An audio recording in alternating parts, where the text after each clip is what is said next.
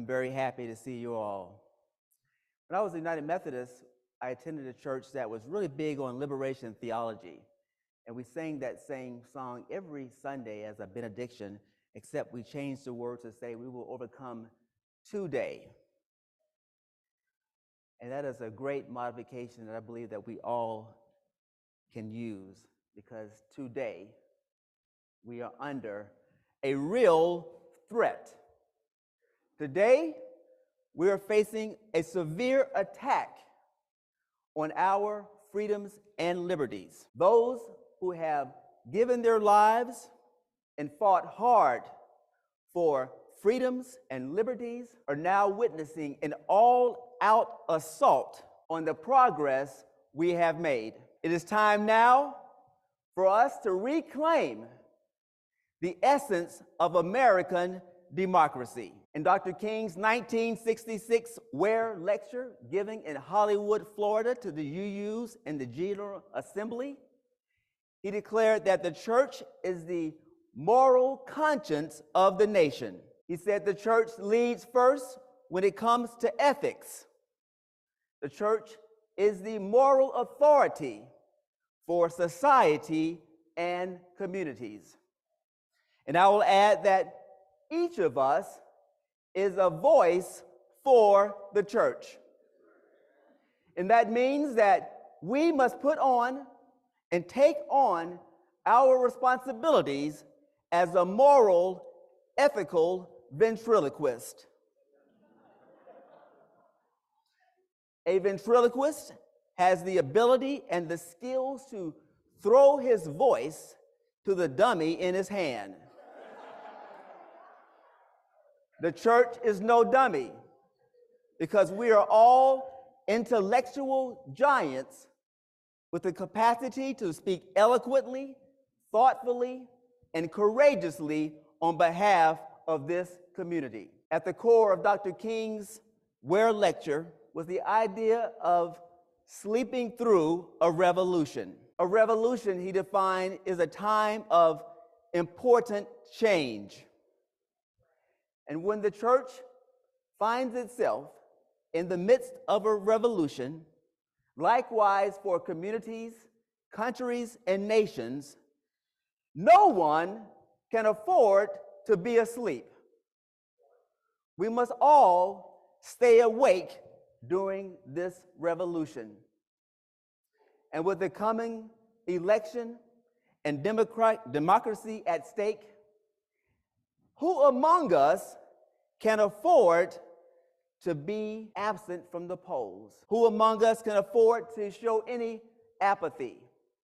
All of us have a responsibility to show up at the polls and to encourage our friends to do the same. American political history is full of politicians who have come to run for office with bold and outrageous, sometimes unconventional political platforms. Who among us can forget the infamous 1963 speech given by George Wallace, where he declared, "In the name of the greatest people who have ever trod on this earth, I draw a line in the dust and throw down the gauntlet to declare before the feet of tyranny, segregation now, segregation tomorrow, and segregation forever." And what did the Southern Church do in response to this declaration of George Wallace's Dixiecrat platform? It chose to remain aloof and asleep at the wheel. The UU Church was still in its infancy at that time, having been united only 2 years before with the Unitarians and the Universalists. And then 3 years later, Dr. King addressed the Unitarian Universalists. Like King, I ask, what do we do when we find ourselves in such a pivotal moment? King reminded the nascent UUs of their responsibility to continuously reaffirm the immoral nature of racial segregation. Although racial segregation is now illegal, it is still legal to make statements about immigrants, quote, poisoning the blood of our nation, and to call your political opponents vermin that must be rooted out. When discussing love, King gave us 3 words from the Greek language: eros, phileo, and agape.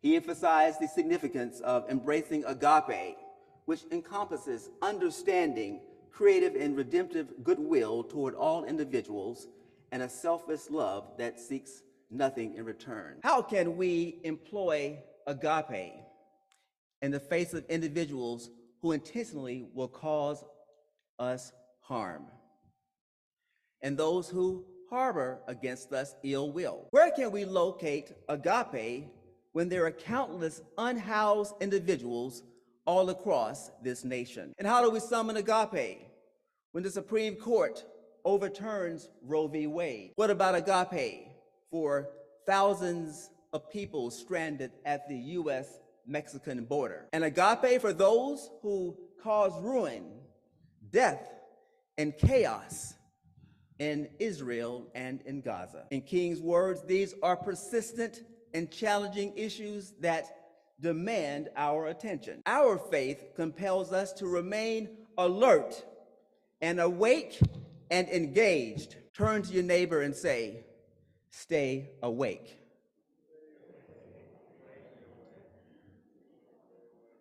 Now turn to your other neighbor and say, stay woke. To be woke means that you are conscious and aware.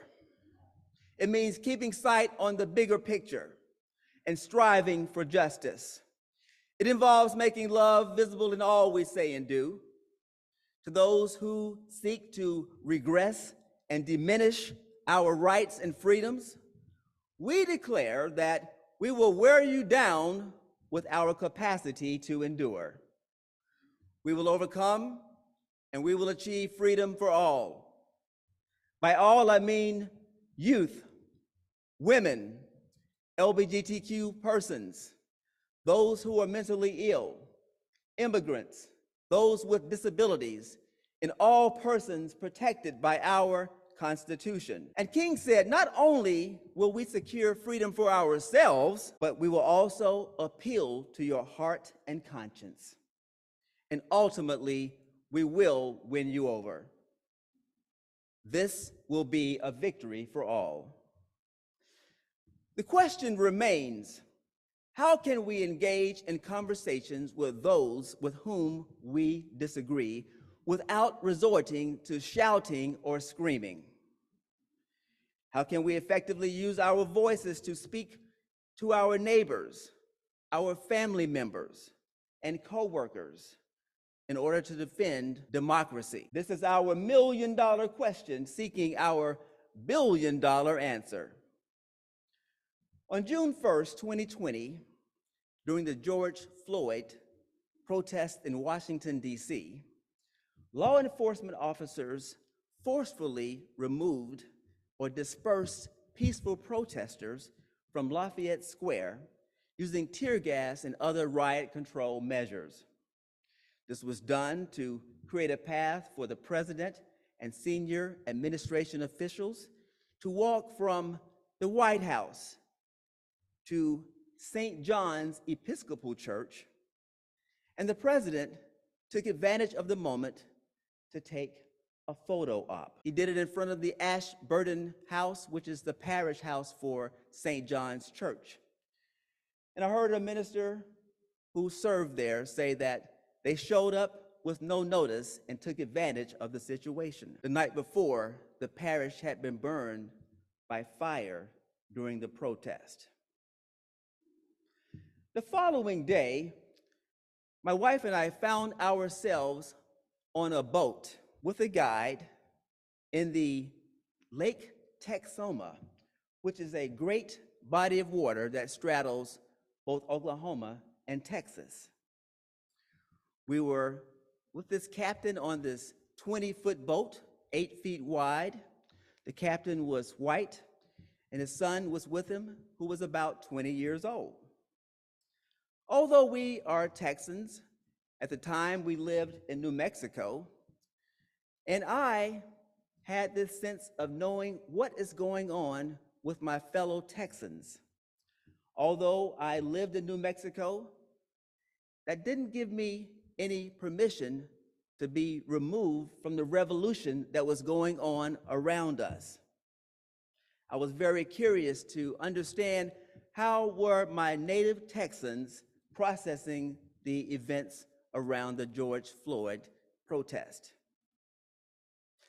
After tossing in my head for about an hour how I could discuss this with this captain, it finally dawned on me how I could broach the subject.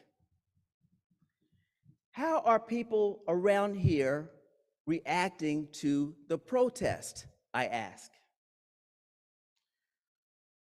I don't know what you're talking about. I haven't heard of any protest.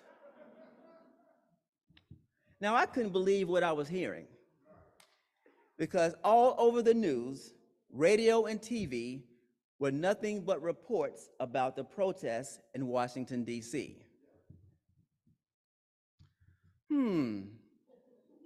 Are you sure you haven't heard about those protests in D.C.? I don't know what in the world they're talking about. It seems to me that they're creating havoc and fighting and tearing down things for no reason at all. Now we were making some progress. Our conversation went on for about 15 or 20 minutes. And I engaged him, and we exchanged ideas and thoughts about the protest.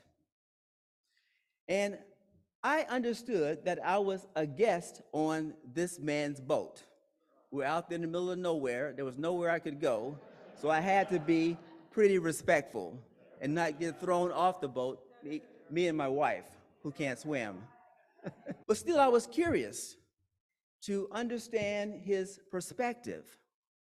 So I sat there soaking in his point of view. And then I asked myself, how can we find common ground on this difficult topic? And eventually it dawned on me that neither of us agreed that the protesters had the right to destroy property. And that was enough common ground for us to pivot the conversation to a positive outcome, or a positive conclusion, should I ask. It wasn't an easy conversation. It required careful consideration, self-restraint, a deep belief in the inherent worth of the other person, should I add. And just because we had opposing views didn't mean that I could be hateful. As Mary taught us, we should be careful about saying things that we will later regret. So I engaged my guide in a non-argumentative manner. My goal was simply to listen and to learn. I didn't aim to change his mind or heart. I only wanted to understand. And to some extent, it worked, because the captain invited us back for a free trip of fishing later on. As individuals, how can we stop the erosion of our freedoms? We must write letters. As Mary said, if it takes us writing 1,000 letters apiece, we must break out the pen or the electronic device that we inscribe with. We must stay in touch with our elected officials, and we must exercise our right to vote. Most importantly, we must summon the courage of our convictions. We need to be bold and courageous and be willing to speak up as progressives and liberals. If number 45 can do it, so can we. A couple of months ago, I bought for myself a Fitbit fitness monitor. I needed to upgrade my timekeeping technology, and I wanted to get rid of this feeling that I was left behind my peers and friends who were sporting Android and Apple watches. I also bought the Fitbit because I needed to improve my sleep hygiene and to try to find ways to improve the quality of my sleep. But truth be told, wearing the Fitbit has increased my anxiety around sleeping. But regardless of whether you're wearing a Fitbit, an Apple or Android watch, a Rolex or a Timex, none of those devices has an alarm that will wake you up when you're in the midst of a revolution. Those devices cannot sound that alarm. Unless you are someone like Elon Musk, who is a world-class coder, maybe you can change it to say, wake up, but it won't say, wake up, dude, there's a revolution going on. We need a good night's sleep, but we also must stay woke 24/7 to engage in the current revolution. So I'm calling on all UUs and friends under the sound of my voice to pledge to stay awake. A revolution is truly going on around us. We must prevent the assault on progressive and liberal agendas. In the name of the greatest people who have ever lived on this earth, I declare to you today that we cannot stand by idly as the conservatives strip us of our progress. So I invite you to rise in body and or spirit as we declare love today, love tomorrow, and love forever. Let's say that again on our feet as we can. Love today, love tomorrow, and love forever. Amen, and may it be so.